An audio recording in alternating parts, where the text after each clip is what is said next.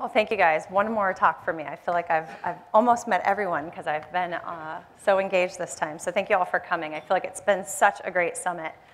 Well, I just wanted to talk a bit about REI and really focus a little bit on the economic values of trails.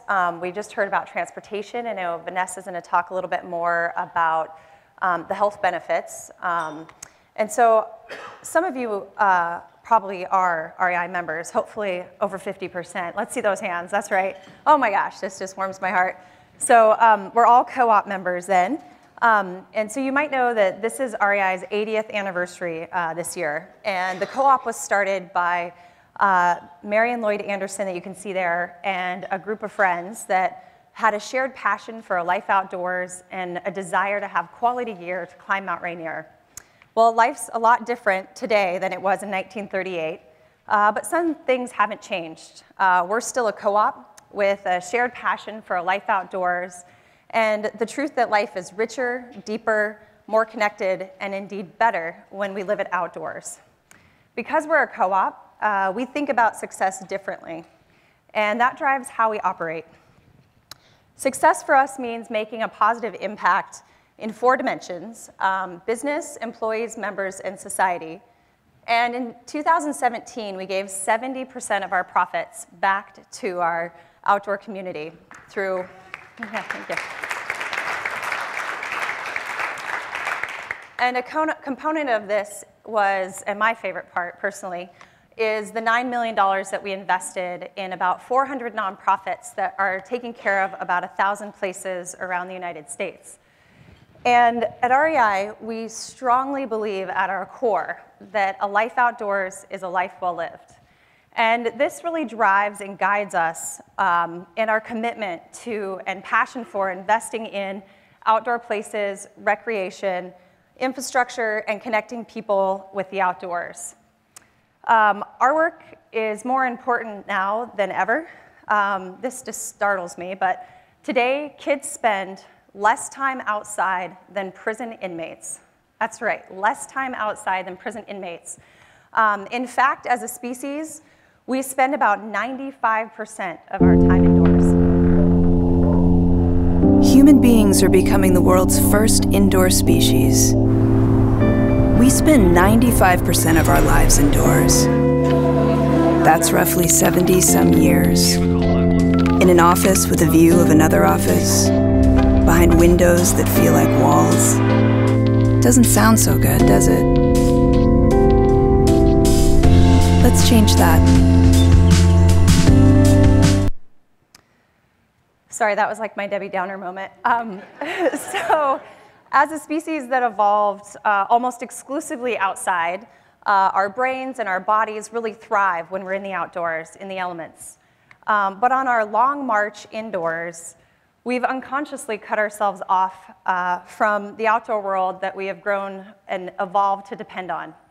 And this march indoors has led to a life in the cities, as Dave just mentioned. Actually, more than 80% of the US population now lives in a city or an urban area. And green space, as many of you know, is, even in our best designed cities, often squeezed between apartment complexes or in between parking lots, and hard to access. Actually, the #1 barrier that people cite to spending more time outdoors is access to green space. And enjoying the benefits of being in the outdoors doesn't mean we have to revert back to living in the wilderness. Instead, we really think at REI that we need to redefine the outdoors so that it starts at our back doors and our backyards and not just in the backcountry. And REI is really committed to working to reverse this trend. We see glimmers of hope. In 2015, we saw 1.6 million more Americans spending time outside and participating in an outdoor activity.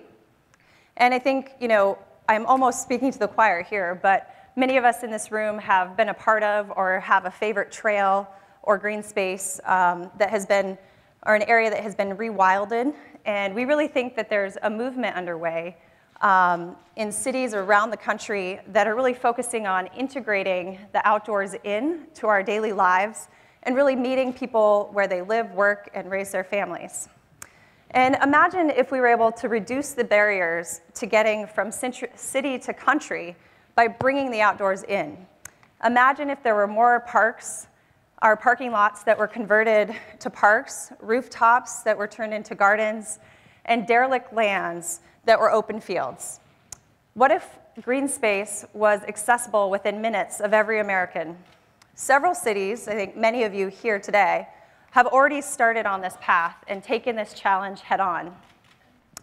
And I think this is in part, we've been hearing about it, I think, for the last 2 days, that trails and greenways are not only key for public health and well-being, but they also impact our economy. Through tourism, through events, look at us here in an area because of its great trail network, right?